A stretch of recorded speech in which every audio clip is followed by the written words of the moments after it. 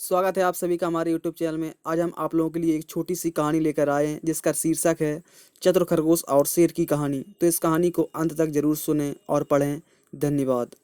तो चलिए कहानी को शुरू करते हैं। किसी घने वन में एक बहुत बड़ा शेर रहता था।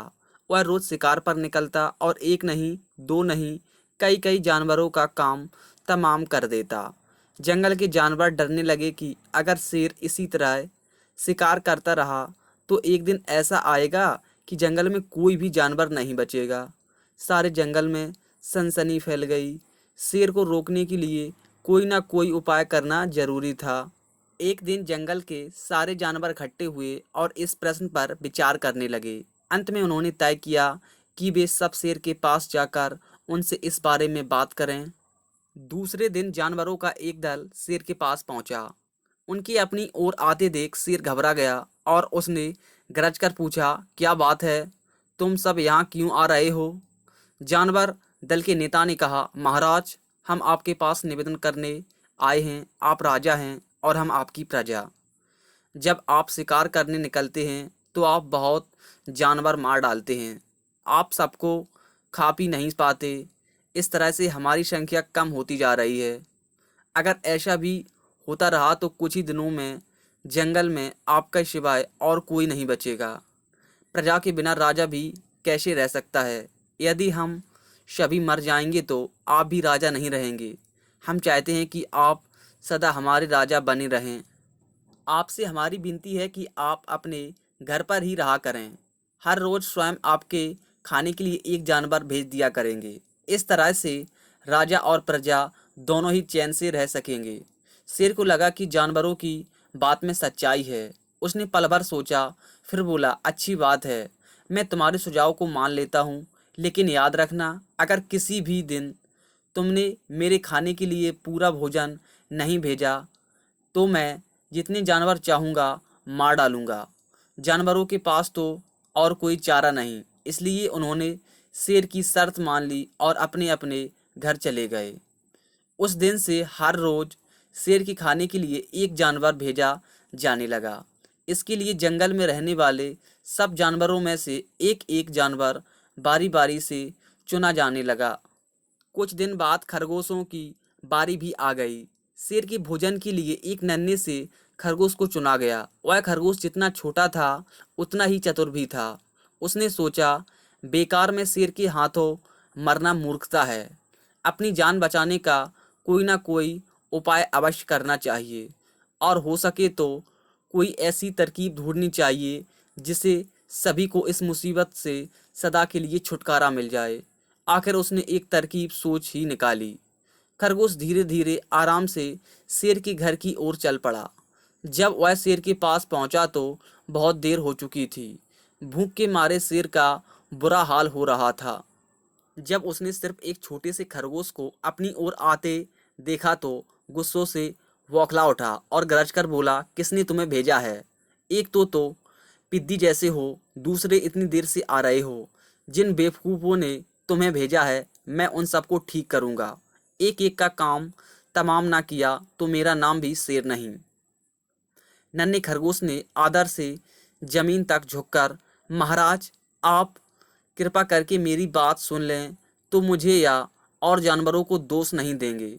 वे तो जानते थे कि एक छोटा सा खरगोश आपके भोजन के लिए पूरा नहीं पड़ेगा, इसलिए उन्होंने 6 खरगोश भेजे थे।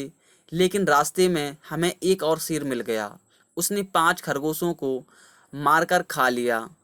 यह सुनते ही शेर दहाड़कर बोला, क्या कहा? दूसरा शेर कौन है वह? तुमने उसे कहाँ देखा? महाराज, वह तो बहुत ही बड़ा शेर है, खरगोश ने कहा। वह जमीन के अंदर बनी एक बड़ी गुफा में से निकला था। वह तो मुझे ही मारने जा रहा था, पर मैंने उससे कहा, सरकार, आपको पता नहीं कि आपने क्या अंधेर कर दिया है। हम सब अपने महाराज के भोजन के लिए जा रहे थे, लेकिन आपने उनका सारा खाना खा लिया। हमारे महाराज ऐसी बातें सहन नहीं करेंगे। वे जरूर ही यहाँ आकर आपको मार डालेंगे। इस पर उसने पूछा, कौन है तुम्हारा राजा?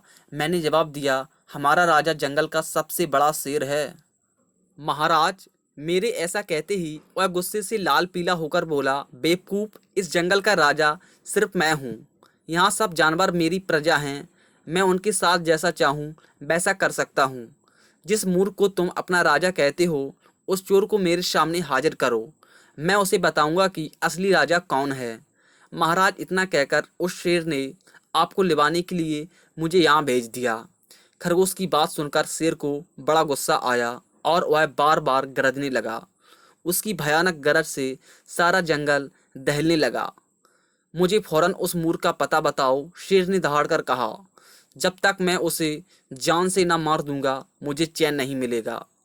बहुत अच्छा महाराज, खरगोश ने कहा, मौत ही उस दुष्ट की सजा है। अगर मैं और बड़ा और मजबूत होता तो मैं खुद ही उसके टुकड़े टुकड़े कर देता। चलो रास्ता दिखाओ, शेर ने कहा। फौरन बताओ किधर चलना है। इधर आइए महाराज, इधर। खरगोश रास्ता दिखाते हुए शेर को एक कुएं के पास ले गया और बोला, महाराज, वह दुष्ट शेर जमीन के नीचे किले में रहता है। जरा सावधान रहिएगा।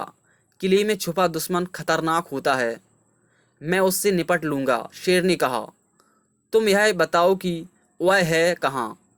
पहले जब मैंने उसे देखा था तब तो वह यहीं बाहर खड़ा था।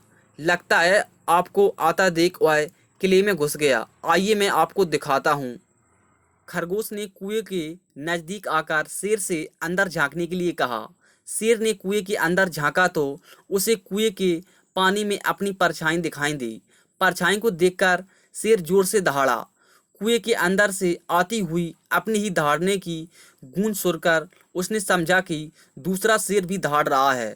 दुश्मन को तुरंत मार डालने के इरादे से वह फौरन कुएं में कूद पड़ा।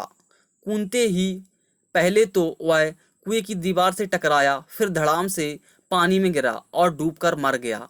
इस तरह चतुराई से शेर से छुट्टी पाकर नन्हा खरगोश घर लौटा। उसने जंगल के जानवरों को शेर के मारे जाने की कहानी सुनाई।